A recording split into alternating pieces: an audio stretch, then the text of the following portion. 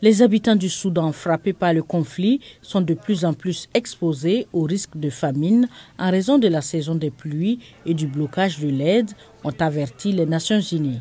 Les personnes déplacées s'inquiètent de la pénurie des produits de base.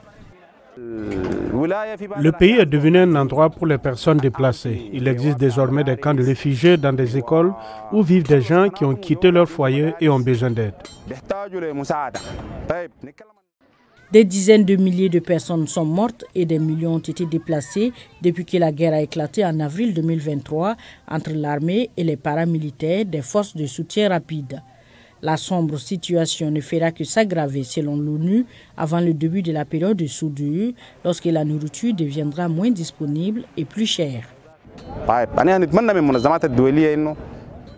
J'espère que les organisations internationales s'intéresseront aux personnes déplacées dans l'état d'El Fasher, qu'elles soient déplacées dans des écoles ou dans d'autres camps de réfugiés.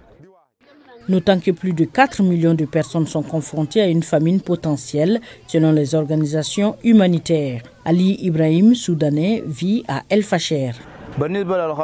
Les commerçants sont en grande partie responsables des prix élevés à El Fasher, car ils profitent de tout problème qui survient et stockent des produits de première nécessité, augmentant leur prix à leur guise sous prétexte de hausse du taux de change du dollar, même s'il n'y a aucune relation entre les prix des biens et le dollar.